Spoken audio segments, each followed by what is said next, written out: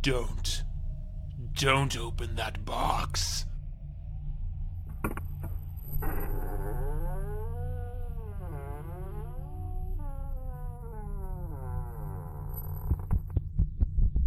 What have you done? You shouldn't have opened it. You shouldn't have opened it. Opened it. Opened it.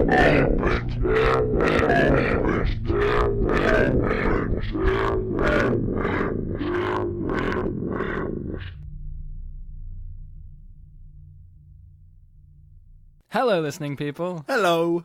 You're listening to Spit and Polish presents The Mystery Box. I am... What's in it? What's in it?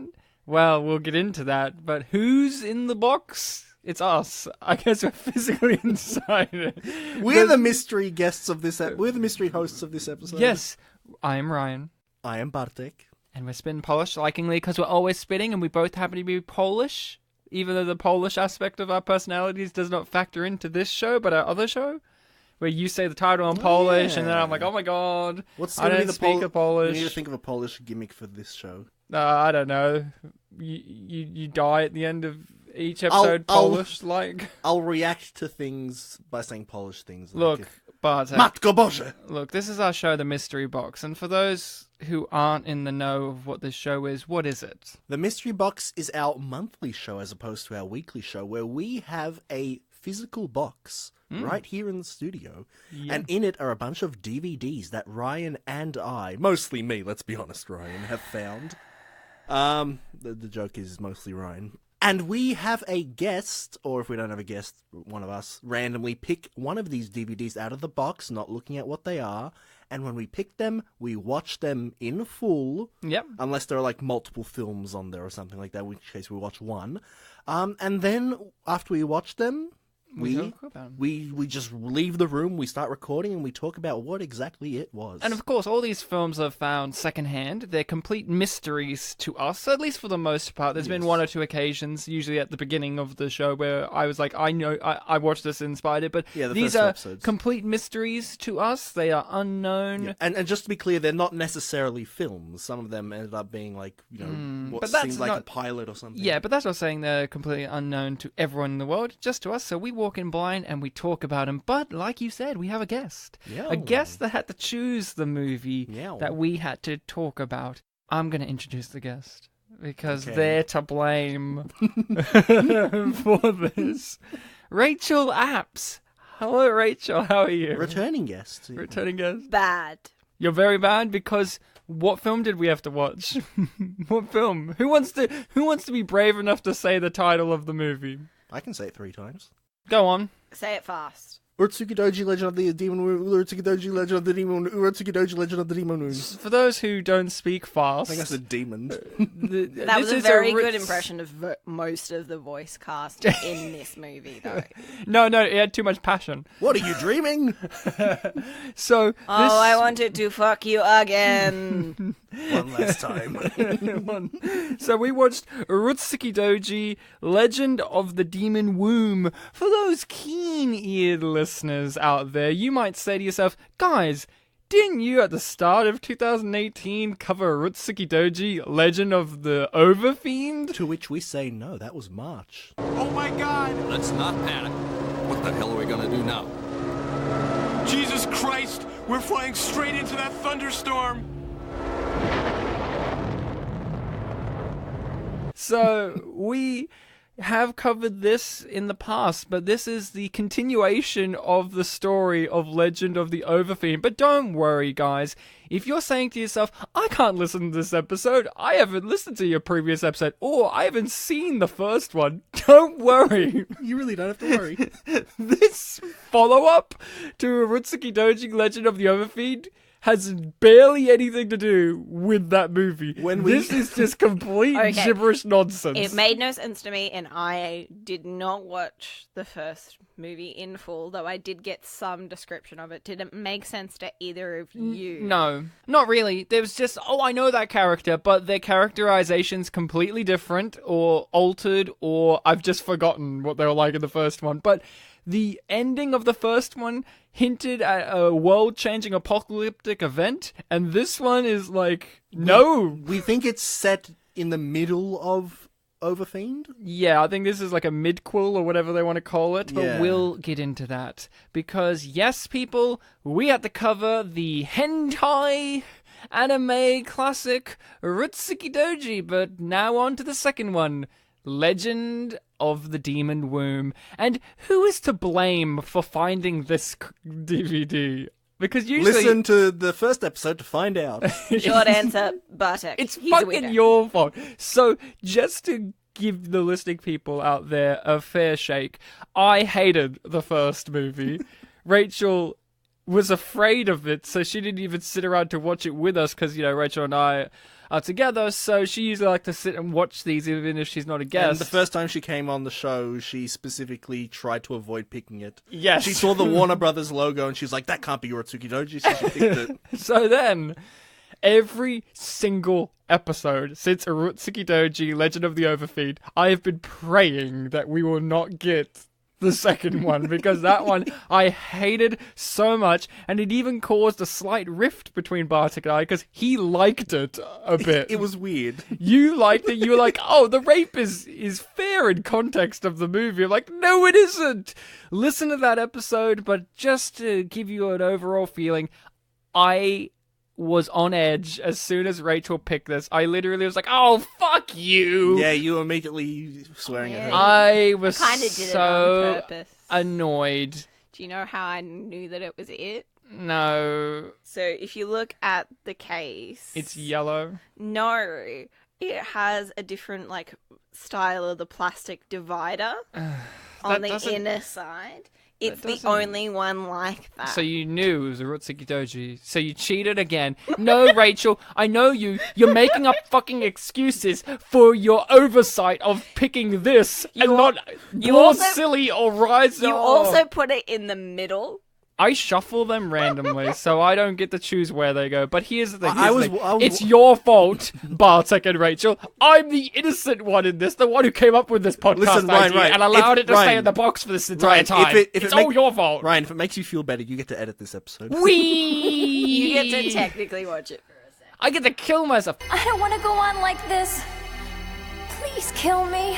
I hated the first one. Bartek liked the first one. Rachel didn't even see it and was afraid of it. So here I am, putting it in. There's the old menu again with that killer soundtrack music that I'm sure I'm going to audio drop in 3, 2, 1.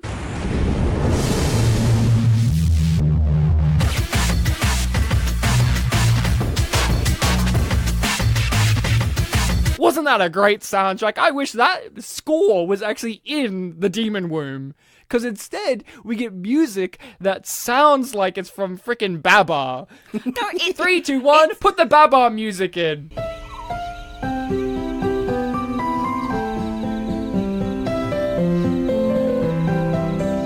It sounds like we brought this up several times. It sounds like it's about to go into musical mode. Oh, Like there's the conversation starting between the little demon thing with the undescended testicles, but somehow a red outfit. His name is Kuroko. fuck you. Fuck you. And the green-haired woman who just repeatedly says different names. In our first episode, we called her Panties Girl. And she's still that. She's still panties I think girl. she spends a bit more time naked this time. No, but she still does fly around by her panties a lot. Yeah, like it's weird because it is realistic that you would see up her panties because she's wearing a mini skirt and she's flying by with her legs open. So before we started this episode, Rachel made the bold claim that she could give us an easy plot summary of this movie. I don't Go think ahead. she said easy, but Oh, I'm pretty sure she said easy.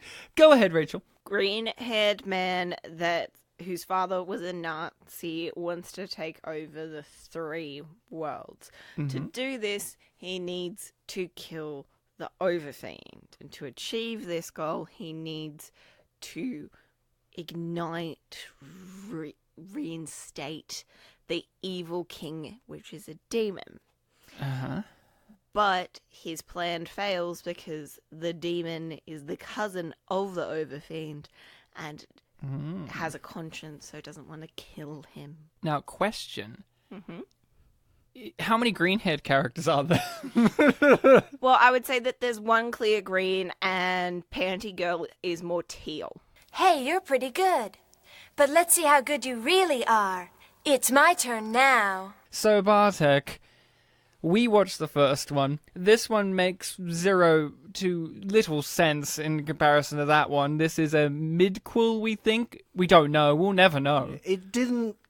I mean, it technically, I guess, kind of might have a little bit, but it didn't really build upon the first one much at all. No.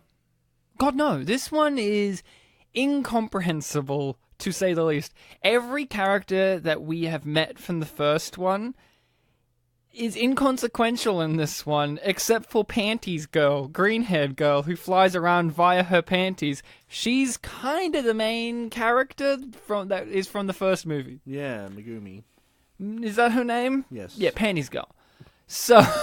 I'm alright calling her Panties Girl. We did it last time. Panties Girl is kind of the center because she's attracted to Nagumo, who is the Overfiend. His cousin. She's attracted to his cousin. She's attracted to his cousin. Yeah. Who, unfortunately, at the beginning of the movie, loses his entire family to a tragic plane crash caused by demons. Yes. Or demon... Did we find out which demon it was? I don't think we do. I can't remember. Probably the Nazis. Nazis. So, okay. This film starts with a prologue. We open up with prologue, spelled prologue. Without the UE at the end, yeah. I guess it's different in Japan. Or America? Maybe it's different in America. Maybe it's Old English.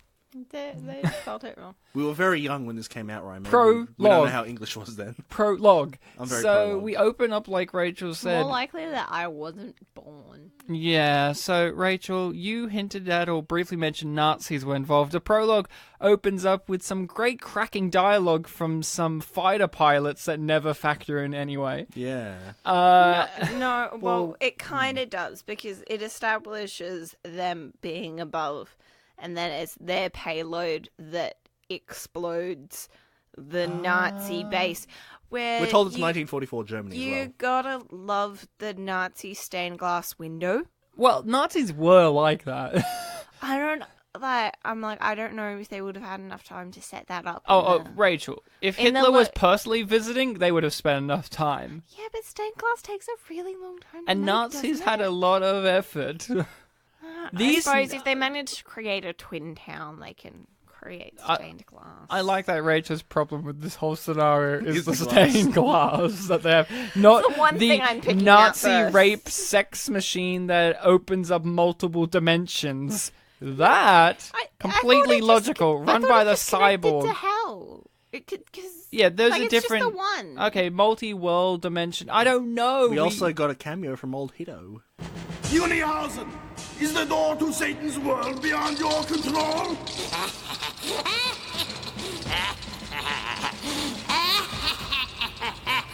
Hitler, you coward. The Third Reich needs my power to transcend the three worlds. This opening prologue, which, by the way, is fantastic, because you open up with Nazis, and you're like, oh boy. But it took a little while, because Bartek and myself, we're like, we've seen the previous movie, so we're like, oh, this is like after what happened in the previous movie. But then it said 1944 Germany, and we're like, it's a prequel. It's a prequel, yeah. But then prologue. So I almost said that, but that would have been right. But then this all opens up where you see this evil Nazi scientist who had the craziest... Not only is like the Japanese... face. Yeah, deformed... Oh, that wasn't what I was going to go with. Oh, okay. It was... In the first film, what gained most laughs was the dubbing. Yes. And in this one, it's even worse because the dubbing in the first 10 minutes is people dubbing for German characters, so they'll chuck in some German words. But you think the dubbing's poor for when they're doing it in normal English with no accents. No, it's really bad when they do it with Germans. The mad scientist guy, I don't know what his accent was supposed to be. He also sounded like a girl. He was like, high-pitched squeaky almost. I don't know what he was trying to go. To be fair, the American pilots were American, I think, but the pilots were not German. No, they were supposed to be British. Yeah, probably. Hello, it is I, British. I am British. But see, I assumed American because the part of their whole thing is the girl on the side, which is more of an American thing. Oh, right, because the beginning, we zoom in on that, yeah, on the side of the plane, they have the girl painted on. Maybe you're right, but also, here's the thing. What really matters is, in this prologue, it sets up our antagonist, who is the son and assistant to the evil Nazi scientist who's failed at opening up the dimension because they got bombed by the Allies. It was going wrong before that. We think. We don't know. No, it was ambiguous. We know because he's just like, this is failing, and all of the dials are going all over the place. Well, no, I interpret that more as the Nazis were like, you're failing in this, and the mad scientist is like, no, this is all going right. Because he's all like obsessed with the evil king, or the Nazis wanted something to help the Nazis. But obviously... I assume that they wanted the evil king. No, Nazis always just wanted to use whatever things for their own... They wanted to bully Poland. Yeah. They wanted to bully us. This is why it's spit in Polish. Yeah, at We're this leading point up to this moment.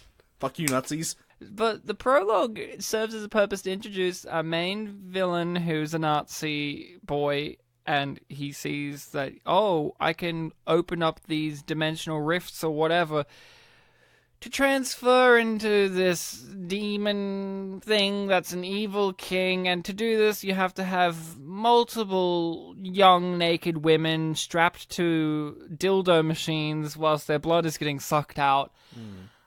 And their life force is drained because it's a Nazi sex machine. And you know, it's great because in the prologue, the giant thing's on a swastika, but then at the end of the movie, it's on a Star of David. So, you know, it's like, here we go. So, the prologue serves as that and that alone. There's no real purpose to it other than just to show Nazis existed. This also to show that our antagonist this time around is a human who has the ability to understand what demons and man-beasts are, which is very, very, very uncommon. Yes. Even in the first movie, it's uncommon. And he has an orb. And he has we don't know that in the opening prologue. We find that out later in the movie when he turns up. Yeah, and then we get the explanation for how he gets the orb even later. Kinda. We kinda get an explanation on how he gets it, as in someone says... We get an explanation in the fact that someone says, you got that from your dad. Which means nothing. No, we see the ritual where it becomes a thing.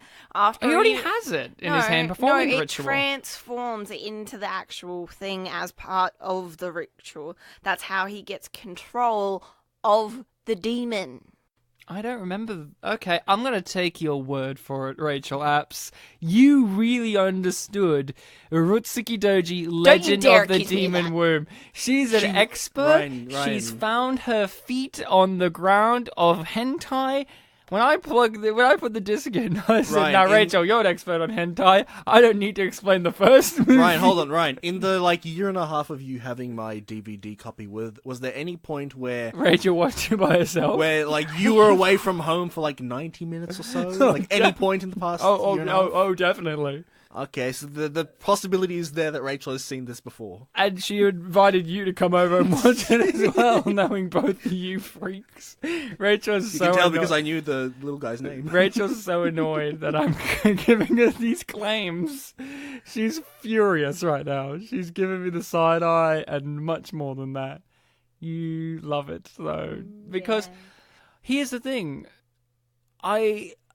I struggle to figure out how we can really talk about this because this one has no substance. Here's how I can describe it. The first one was at least confronting. And that's saying a lot because this one opens up with a Nazi sex machine. But somehow it's not as confronting, it's not as interesting, even though I fucking hated the first one. I could respect it on a level for pushing boundaries and at least telling its story in a way that even though it was stupid and offensive, it was a story being told. Yeah. This one, I don't understand the point of it other than this is to fill in a mystery into the series of how do we defeat the Overfiend. Oh, we come up with an idea in this one. While it feels like in the first one there was plenty of other options of how they've introduced so many characters in the first one that could defeat this Overfiend, but in this one they need to fill in some mythological reason as to how they can do it. But it's not just that he's killed, it's that whoever kills him becomes the king of the three worlds. Yeah, but what I'm saying is, this is pointless for me. Like, all of this adding on the mythos here is completely pointless when you're given the first one, which literally ends with our main character becoming this Overfiend and killing everyone, and they're all afraid, and they're like, I don't know how we're going to win this. And then you go to the second one, and it's no continuation of that. Yeah, it's just backpedaling to the highest degree, and the backpedaling adds nothing. Because then you're like, how come no one mentioned this incident in the first movie? Well, we get that with the last line of dialogue. No, we don't. You both said that. I don't understand. So how do we get it in the last line of dialogue? Well, you told me that I made a mistake with how I interpret that. Yeah. I thought that was the main guy, Nagumo. So at the end of this movie... God, how do we get... We skipped ahead quite a bit. Yeah. So at the end... Takayashi, who's the cousin... We can just stop after this part. Takayashi walks away not remembering anything that happened, so you can take it that the other characters also don't remember what just happened. No, my interpretation... I thought that was Nagumo. It wasn't. It was the cousin. Yeah. And it's because at the end of the movie, the cousin seemingly dies. He gets punched to the heart. But at the end, he's alive. And he's like, what happened? Why did I do any of this? What am I doing? He doesn't remember anything like that. So... that doesn't mean that everything else in the universe should forget what happened then. If the Nazi scientists... Well, that wasn't my interpretation. My interpretation was based on a misconception that you corrected. Yes, but I'm saying for Rachel's point of view... No, I'm just using Fantastic Beasts logic. Yeah, look, here's the problem. This one is really boring. And it's before Harry Potter was pointless. At least in the first one, I don't know about you, Bartek, you appreciate... anime more than I do. You watch it. I mean, I don't necessarily appreciate this just because it's anime. No. I'm saying you appreciate anime far more than I do, but the animation in this anime is quite a step down from the first one. Wouldn't you agree? So. What's animated? Yeah. Lips, eyes. Sometimes not. The hair arms, in that one scene breasts. is... Clothes being ripped to shreds. This animation I is don't terrible. think it's fair to say that lips are animated in this film because They're like, just inconsistent. Like it's not normal. Their mouths don't move. I don't think it's fair to say that it does happen because it doesn't happen every time. I know that that's not logical, but it happens just sometimes no sound comes out. Yes, the animation in this is far, far less, and I understand that anime in general, Japanese animation, is very cheap. We're talking also about the 80s and 90s, so yeah. Yeah, but the first one looked great. Like, it wasn't the best, but it looked good in comparison to this. This is like... If I had a still image from the first one of Nagumo and a still image from this one, it looks like one of those cheap knockoff versions that another studio would make of this. Like, instead of Pokemon, it's Pokemans. And, like, you know what I mean? Isn't it just, like, the difference between Snow the White Disney and... direct-to-video ones. Yeah, it's exactly like that. But these are already direct-to-videos. Honestly, yeah, now that you mentioned it, I'm thinking of the thumbnail I put on the YouTube video for our first episode, and it does look a bit better than this. It has atmosphere. This... I got bored not only from the lackluster story and the fact that this is Backpedal, the movie, and the characters that we knew. All of that I got bored by. But also the animation bored me. Like, it was visually boring to look at a point. And this is a movie with Nazi sex machines, demons, and sex. Like, The sex is the least interesting part of this movie visually as well. At least in the first one, it offended me, but at least it was like in your face. And here it is. And I'm sure that we have a censored version of this. I'm sure that our version has cut things in there, because I know with the Urotsukidôji, there's different cuts of these movies. And I'm sure since we're in Australia and it's released here in Australia, we have some censored version of it. But the one we've got is the one we're reviewing and we're talking about, and it sucked. Now, Bartek, as someone who liked the first movie... Relatively, yeah. You did. Ryan, play the tape. I just play the whole episode. Now, Bartek, as someone who liked the first movie, what did you think about this one? I mean, it had the same, if somewhat lesser dub quality, but I felt like there weren't as many funny lines. Like, I remember in the first one, I even quoted the thing that I always like, the recurring thing of asshole. Yeah. We didn't quite have as many asshole this time, but there was still, like, funny deliveries, just not as many memorable ones, I feel. And after a certain point, I felt like, it was just over dramatic and it wasn't so much focusing on the other stuff. Yeah. Now, another thing I've got to ask you, since we both have seen this first one, what were you expecting to happen in this one when we were going to eventually cover it? What did you think was going to be what we would get? So, after we did the first one, I did look up some stuff about that first one. And I did... It's not as dramatic as it sounds, but I did read that there was apparently going to be some sort of Nazi thing in the second one. I didn't look too deeply into it. Yeah. So I did have an inkling of like, oh, maybe this is like... Maybe it's going to follow up the story of the first one by introducing like some Nazi stuff that happened in the past, or maybe this is an anthology series and it's going to be a completely different thing. If this is a mid-cool like we're thinking, then I was not expecting that. I wasn't expecting there to be some sort of like, by the way, this happened at some point. Did you expect the story to continue from where we had left off? I mean, if it wasn't an anthology, then yes, I would have thought so. Is it an anthology series? No, but I thought like, oh, what's this Nazi thing? Like, right. Yeah. You see, if I knew that, I would have just assumed that the Nazis somehow got involved in this because this film series does not take place in our reality.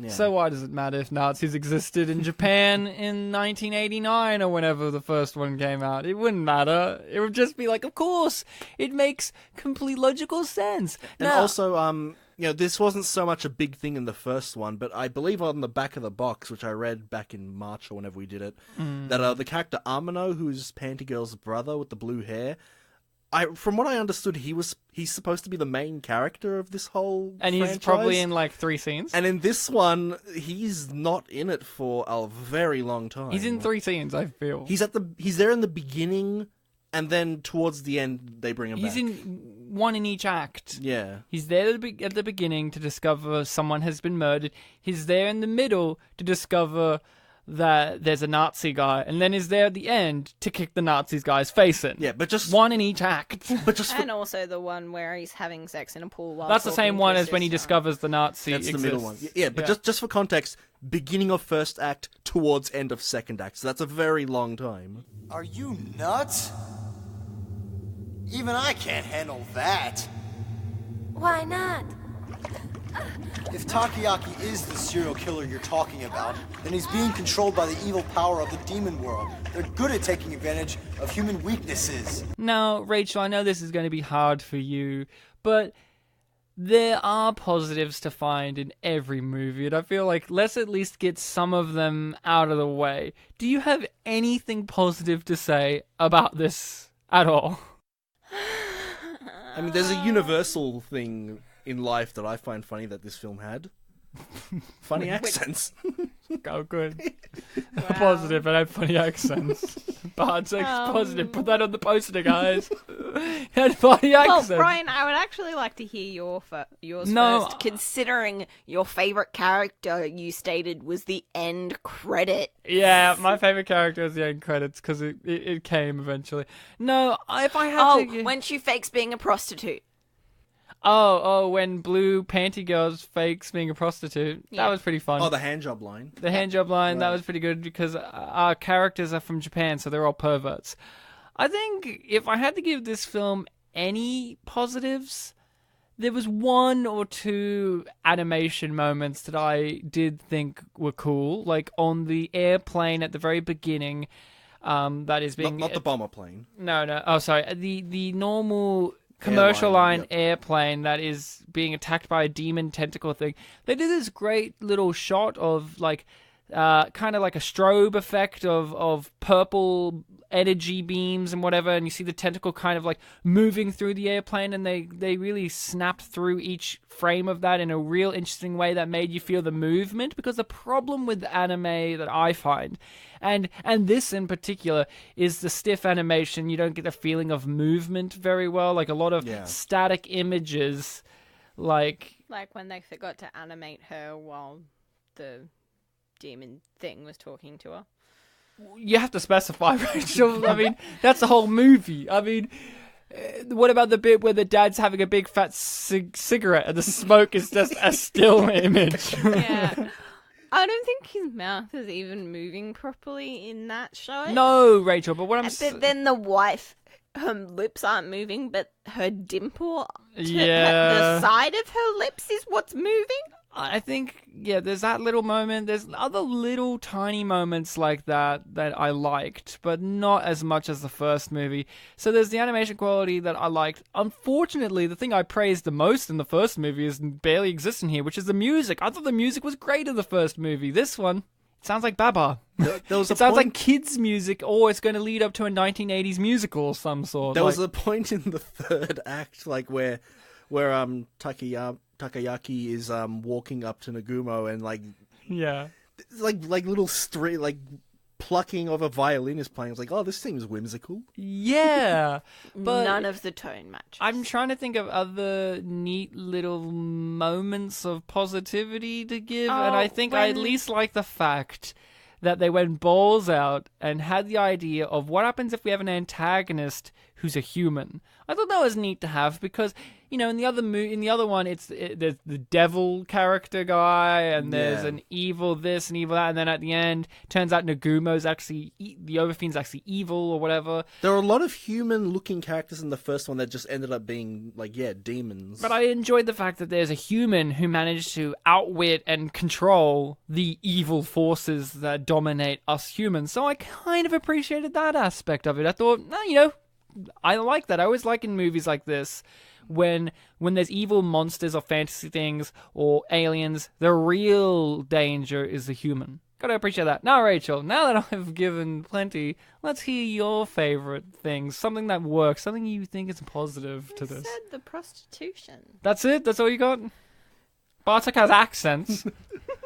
Funny accents. Funny accents, prostitution, and excellent animation for about 3 seconds of the movie. What about the sex scenes, though? Didn't they turn you on? As someone who hasn't seen the first film, what's your take on the sexual aspect of this? At least, I know that there was far more rape in the first one. There's at least one instance of, No, there's a few instances of more consensual sex, even though when the Overfiend is trying to fuck his girlfriend, she's just like, no, stop it. Well, it's because, she's virginal, because she's wearing white. Which, I'm pretty sure in Japan it has a different meaning color-wise. White means death. So she's, kill me, Nagumo! Kill me! Please kill me! So, this movie's a pile of stinking hot trash. But Ryan, which film had better rape?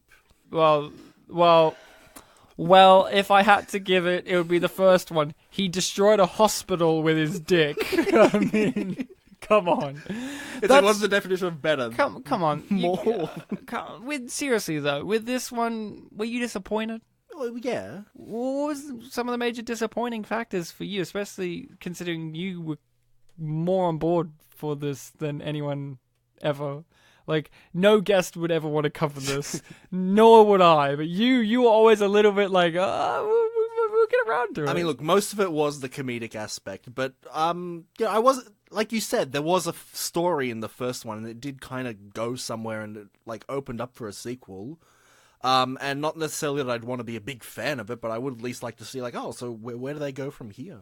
Yeah. That was basically it, and I didn't get that for this. Okay, will you follow up with watching the other movies now? Because the other ones are not in the mystery box. Thank Christ. I think I did. I think I did consider it in the first one. It's not something that I would jump to, but if I saw it lying around, maybe I'd pick it up. On the gutter. Yeah, there it is. Someone dropped their copy of... what's the next one called? Legend of the Fuck You?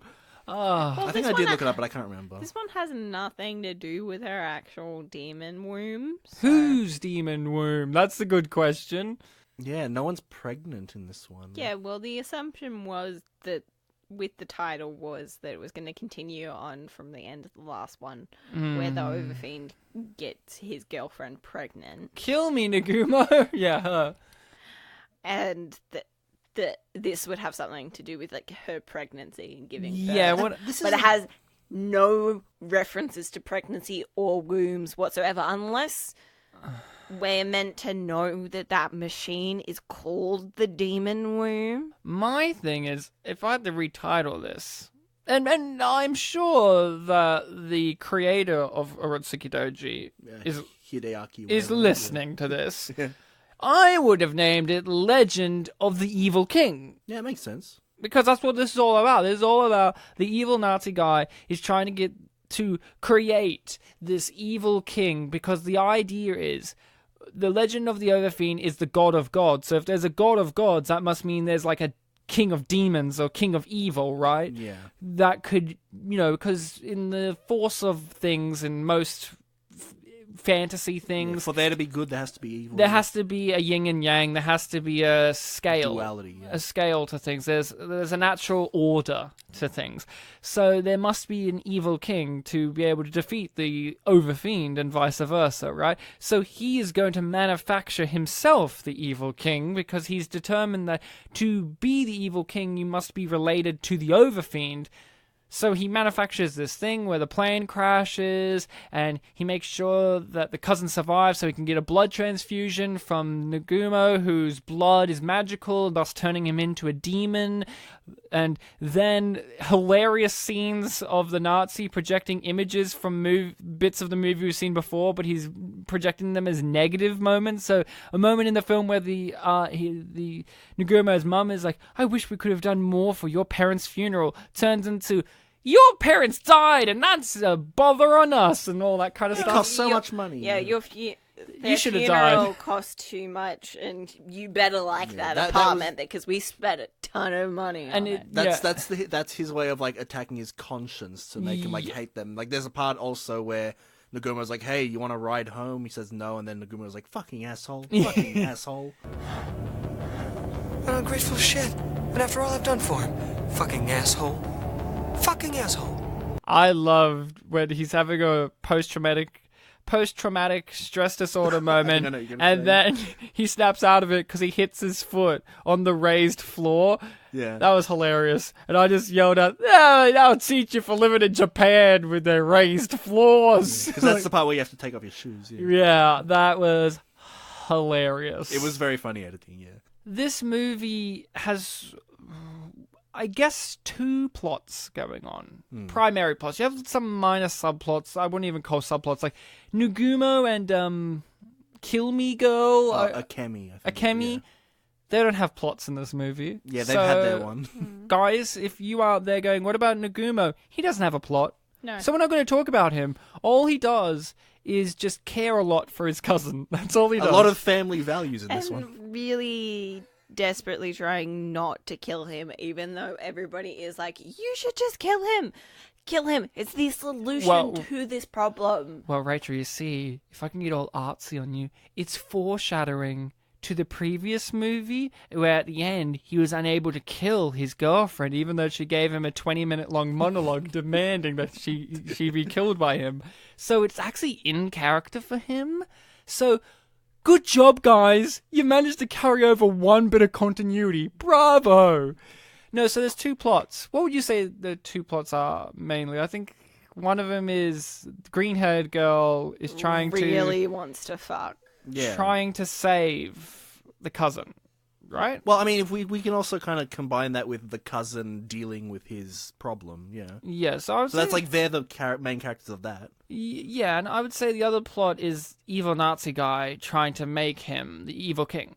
Like, they're interconnected, but they do run on two separate tracks. Like, when you go from one to the other, it does feel like we're jumping from one plot to the next, even though they intersect and they vibe off each other as good plots should do. Yeah, it's the same plot, but two different viewpoints, and those viewpoints come with them different tones. One is an antagonistic plot, and one is a hero plot. But, like... And then the rest of it is just kind of muddled. We haven't even talked about Green Goblin. Yeah.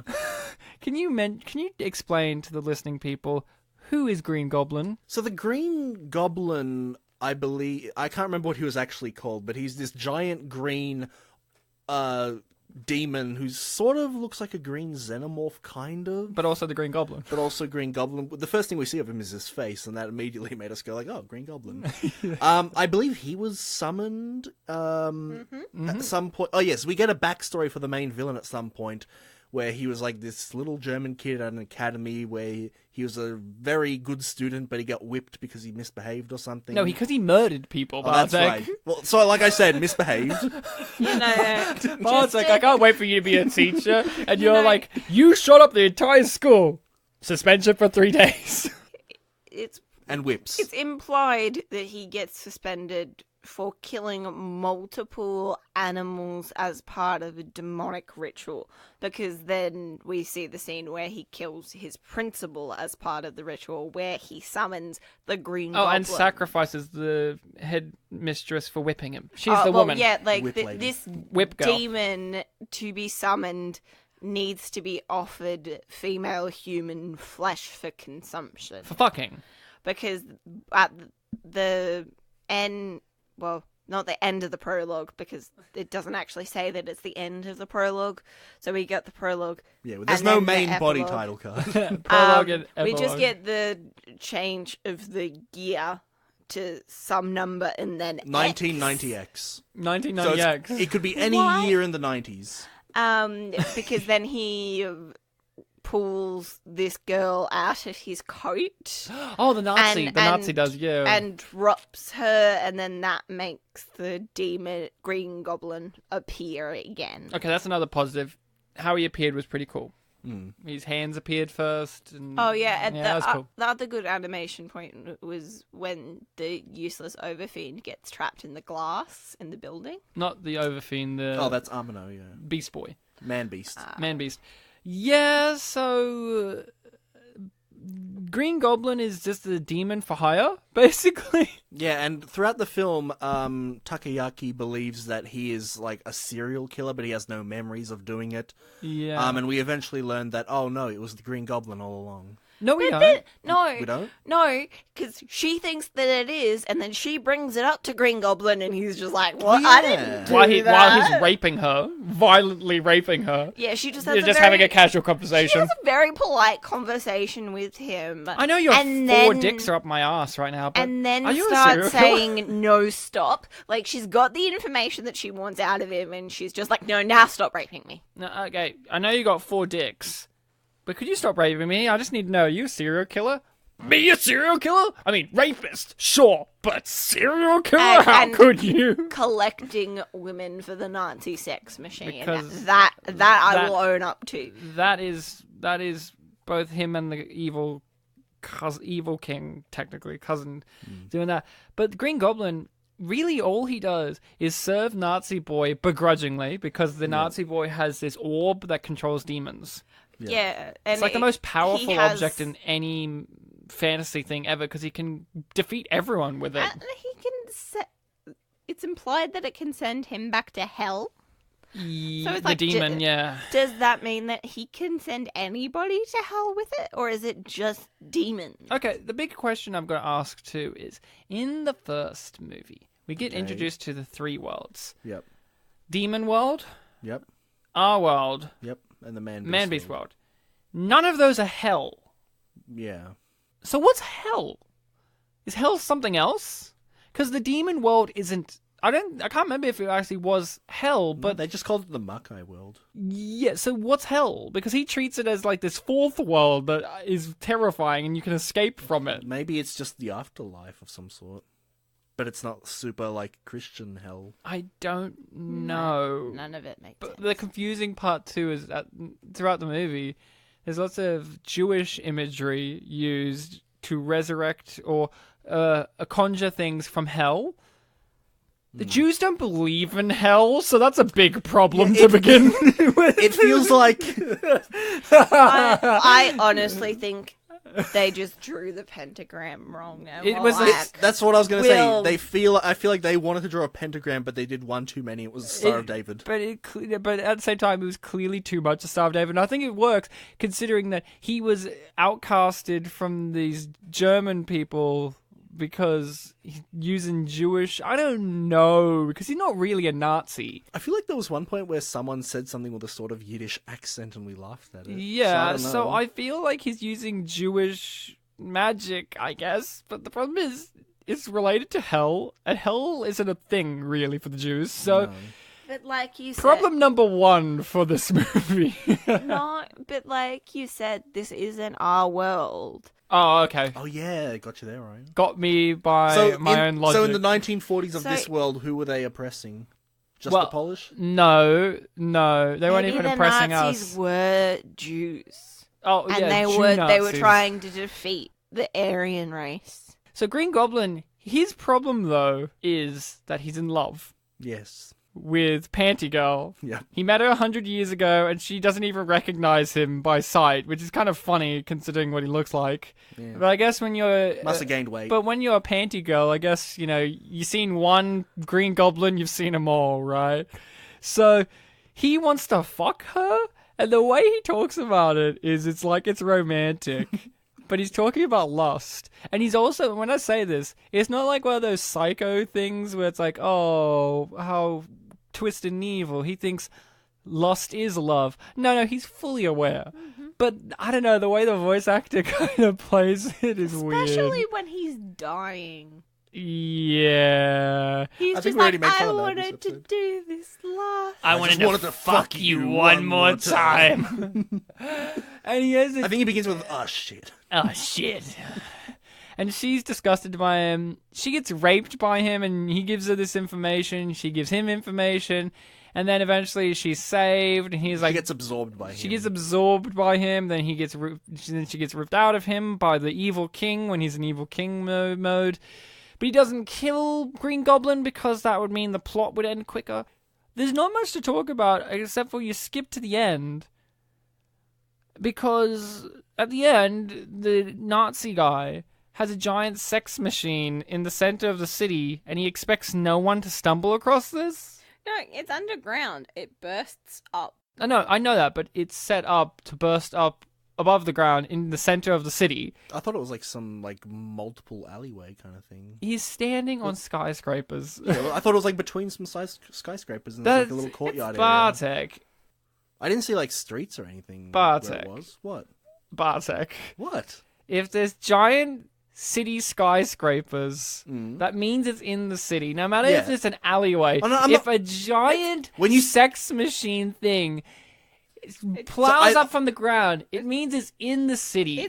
I interpreted what you said as being like, oh, it was on the road, like in the city, like where everyone would see it. It doesn't matter. Everyone would see it. No, it's not in a place where a lot of people would see it, but it still kind of like tears up the ground and creates disturbances around. Like you would expect people the police to investigate or to hear any sirens. Yeah. But even at the end when he's walked away from it, there's nothing.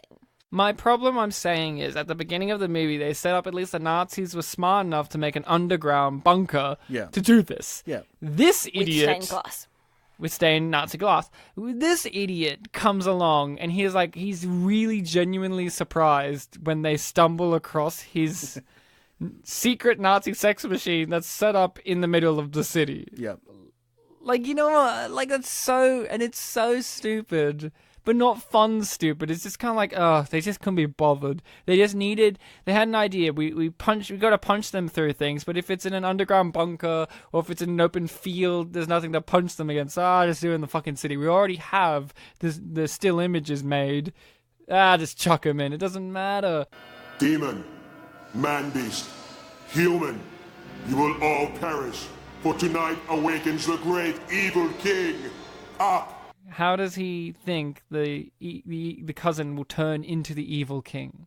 Are you asking me to explain the conscience thing again?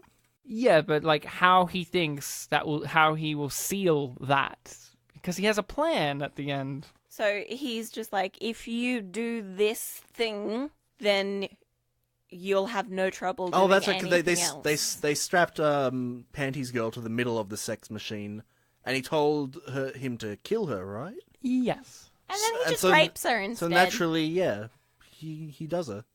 He just fucks her. Yeah. Because the idea is, if he kills her, then he will have absolutely no conscience, and he will be unafraid to kill anyone, including his cousin, who he loves very much, Nagumo. Yes. But the problem is, you see, this is a movie about family. Family values. They're really brothers. I know you mentioned earlier that we wouldn't talk about... It's a brother thing. We wouldn't talk about Nagumo, but Ryan, he's so important. Because he only serves as a thing to fight at the end. Because Bartek, this is a movie about family. Yes. But not only is it a movie about family, it's a movie about love. Yeah. Because she loves... What's his name? Takayuki. Is that a food? You said that was a food. The way that they were pronouncing his name made it sound like they were saying takoyaki, which is an octopus fried bowl thing. He is an octopus fried bowl in my mind. But it's a takoyaki, I think. But basically the last 15 minutes is them basically all going, please, I love you. You're my brother. Or she's like, I love you. I want you. I love you. Don't kill him. And then, kill him. Kill him now! Kill him now! Don't kill me! You're my brother! For 15 minutes. Yeah. For 15 minutes. It's nothing but that. Kill him. Destroy him completely.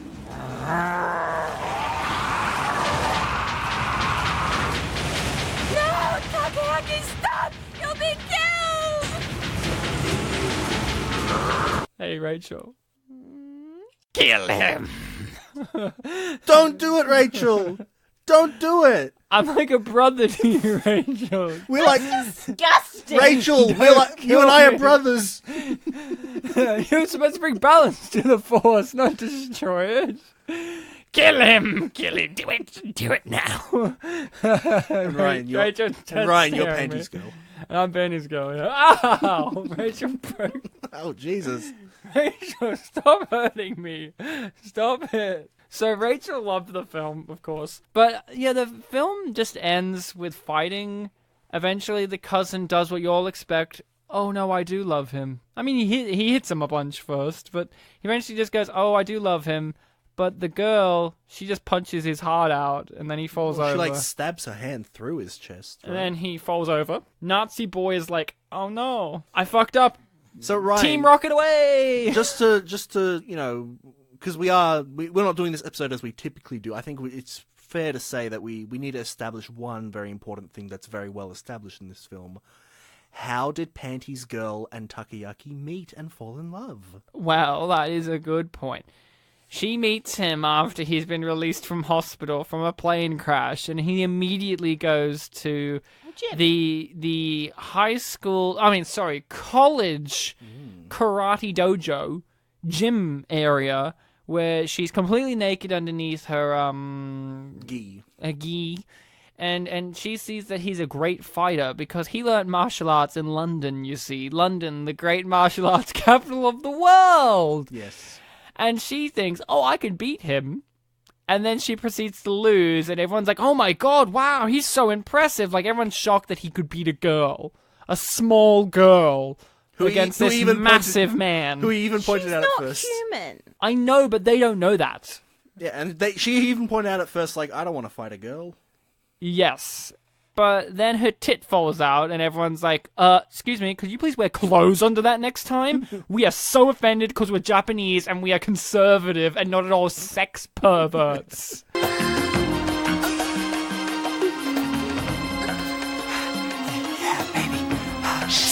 Hey, baby. How about a nice hand job?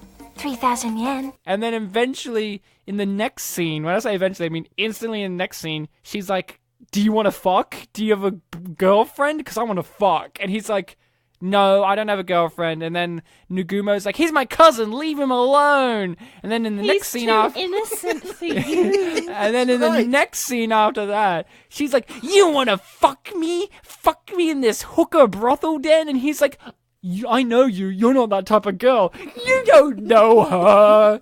You idiot. You don't know our Panties girl. The movie just ends when the bad guy loses, the demon, the evil king dies, and everything's kind of like, well, I guess this was just like a speed bump in the original movie. Like, in the original movie, it seemed like a big deal for him to fight Nikki, a guy that he barely knew from his college.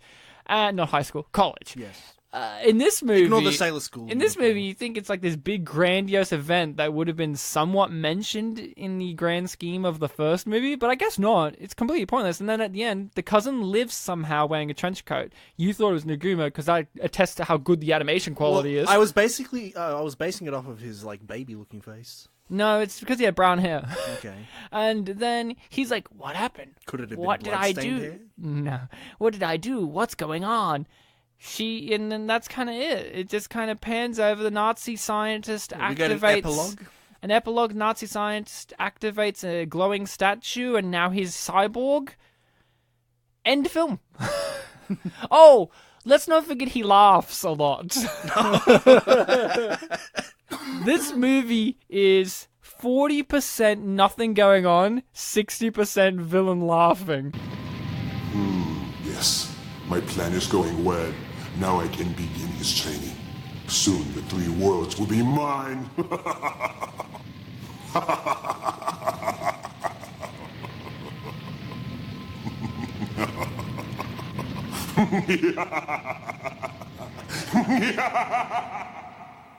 Rachel, we're approaching the end, and I have to ask you the pertinent question of, would you recommend this? Take 5 minutes to think about it.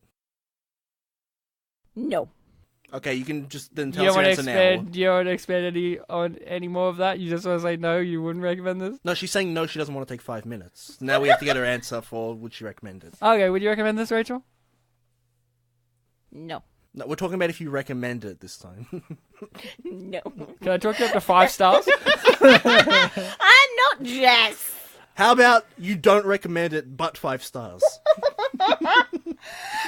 I recommend it to people who enjoyed the first one, but thought that it had too much plot. Okay. I don't recommend this. Honestly, I feel like this is probably the most lackluster one we've watched for the entire show. I think that is set up due to the fact that I've seen the first one, so I had an expectation set. I found this incredibly boring. Even the dubbing wasn't as funny as we wanted it to be.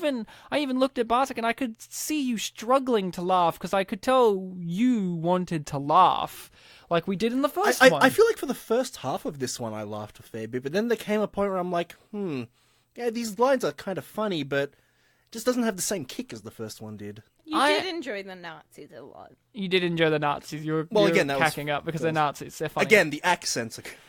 I would not recommend this, even for people who are fans of the first one. I'm sure there's maybe another one, the other one in the series continues off, or who knows, I don't know where it goes, but honestly, this is a real snooze fest. And here's the thing too, I wouldn't even recommend this for the perverts out there, because obviously we can't skip out on the perverts, because this is for pervy people, or people who want to see sexy animated things with tentacles. So this is a market. I'm not kink shaming as much as I was in the previous one, because there's nothing to shame here. This is just boring. Even one of the scenes is just a shadow having sex with a person. Boring. At least in the first one, there was a demon woman whose titties exploded with tentacles. This has none of that. It's just really lame and boring. One sex scene where there is tentacle jiggling of the breasts. Yeah. It's a snooze. No. I guess for some of them out there is a little girl-on-girl in it, but yeah, nothing worth sitting through the rest of it for. Yeah, I don't even remember the girl-on-girl action, if I'm honest with you. It was the sex shop. I guess they weren't really girl-on-girling each other. I know, but they were just They were just two naked women standing next to each other. If you want girl-on-girl, watch the first one where Nikki has to suck these women's feet as they fuck each other. Oh yeah, that's right. Watch that. Like, I'm not even saying that's a thing that I like. Just watch that one. Skip this. Bartek, I'm sorry. Keep going with whether you recommend this or not. I didn't even start. Start! Bartek, can you think of any reason to advise somebody to watch this movie, though? If you are super, super invested in the first one, you have to know what the people that made it did next. A completionist. Then yeah, for completion's sake, you can watch it. As for recommending it to someone, if you haven't seen the first one, you won't be that lost. No. But that being said, you probably won't be that intrigued. No. No, it's not that great, to be honest. TBH. Now, we have to guess what year this came out. I mean, we all saw it. Yeah. We all know. We all did. It was our birth year, 1993, people. So we're born ready for this one. Probably not me. Yeah, we don't know if You don't know when it came out. Could have been a Christmas movie. By the way, this is our Christmas episode. Ho, ho, ho! Hope you had a good one. Ho, ho, ho. It could have been, but, like, probability says that it was probably out before the 17th of December. Well, now, Rachel, we're entering that phase of the episode where the prologue is over now, and we have to start the epilogue of the There's show. no body, just prologue epilogue. No. And we can't leave this room because there's an angry Japanese animator standing at our door, furious that we were not erect while watching his porn. And we have to somehow defeat him. But we can't do it, us three. We have to choose one of the legendary characters from the movie. One of the memorable ones, I'm sure. Who would you nominate, Bartek, from this? Honestly, I just remembered, in our first one, we nominated Panties Girl because we felt like, she was very on top of everything. Oh, she was on the bottom a lot in this one. Yeah, she was. That was a rape joke. No, it was a sex joke in general. She has no consensual sex, but she's always on the bottom when she's getting... She wants to have consensual sex, she just never gets it. And when she tries to do that, she's actually on top, and then she breaks a glass panel. Yeah, that's funny. Let's run! I want to nominate Green Goblin because he has some lust. He could probably show a thing or two about what that animator wanted. Now, that's a good point that Fuck you him raised. with his 4 dicks. Yeah, what about you, Rachel? If you had to choose someone from this, who would you choose? Nazi dad or Hitler. Nazi dad or Hitler. Both great choices, one of which I'm surprised Bartek didn't pick, which was Nazi dad. You would have played him. You would have played him. What, the deformed face guy? Yeah, the Nazi with the squeaky voice, the robot head. Then the son does turn. Well, I feel extra embarrassed because I was going to choose the elf girl that blue-haired boy fucks with the mouse tail. With the mouse tail. The one whose orgasm is magic and turns the pool of water. I wanted to choose her because we didn't mention her, and I just think we need to shout out, there's a girl who orgasms so hard that he gets visions of the future. And Ryan, when she first turned up and she had a unique character design, did you think she was going to be important? Oh, I knew she wasn't going to be important at all due to the lack of pants she was wearing. She turns up to just say, I want to fuck. And we're like, who are you? We didn't meet you in the first movie. And she's like, I'm here to get fucked. She takes Amino up to a tree my granddad isn't here. So he's dead, by the way, her granddad. He's the guy who died. But she's like, I want to fuck. It's like Sarah Michelle Gellar in Cruel Intentions all over again. So who do we have to choose? I'm leaning towards what Bartek said. Goblin's a good choice. But what about you, Rachel? Do you still feel strong in your option of 2 people? I want to say a statement, but it's going to be taken out of context, so I'm not going to say that. You want to say, I love Hitler, he's great. I'm a Nazi. Was it going to be like something like, I want Hitler or something? No, I'll tell you after. But I'm going to switch teams and go with Ryan, don't stop recording. Rachel, could you say the words, I'm a Nazi? Could you say 3 sentences that have those words in them? So that Ryan can cleverly edit them? I'm not going to say that I love those German people known as Nazis. I love Nazis. Well, Bartek, you just did it for me. So Ryan can just up the pitch. Oh, I've got so many things of Bartek that I could just use at my disposal if I wanted to. Yep, Some of which I don't even have to edit.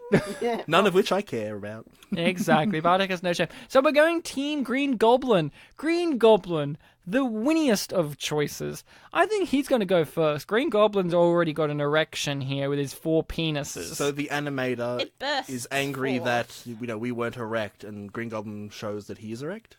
With 4! He has more erections than us 3. Yeah, than we have. One of which is a girl. Yes. And that's Bartek. He has as many as 2 of us doubled. Double the penises. He has double penises. I think it impresses the animator enough that he's satisfied.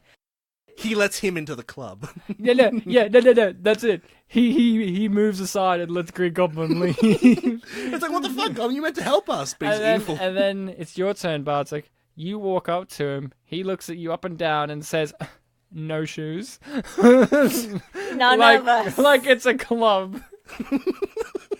We're not allowed in outside. No, not the fact that he's a bouncer. He's not actually. Bartek's not actually. shoes? No, Bartek's not actually wearing his shirt. It's just his chest hair combed into Charlie Brown. So Bartek, you've walked up. He's seen that you got no shoes on, which is very, very, very not on. What are you going to do to get out of here? I'm going to put on a very stern face. Walk up to him, just walk. Then I stub my toe onto his shoe, and I go, ugh, and he gets scared. And during that moment, he stumbles, and I also stumble, and I stumble outside of the room. Excellent. Rachel, it's your turn. What are you going to do to get past this Japanese He's getting over the fact that he man? stumbled. You can use this to your advantage. No, I'm just going to punch him through the heart, and that apparently doesn't kill him, so I just get to walk And then out. I'm left here, and he's just like, what happened? What went wrong? And I just put my hand on his shoulder and go, Urotsukidôji, Legend of the Demon Worm. That's what went wrong. And he's like, did I make that? And I went, no. No human could ever make such a monstrosity. And then I run back into the room, like, between you and him, like, no, he's innocent. You can't say things like that to him. Exactly. And then we're brothers. And then we're all brothers. He's now he's going to join us on the next episode of the podcast, in which we talk about the great movie that we pick for that one.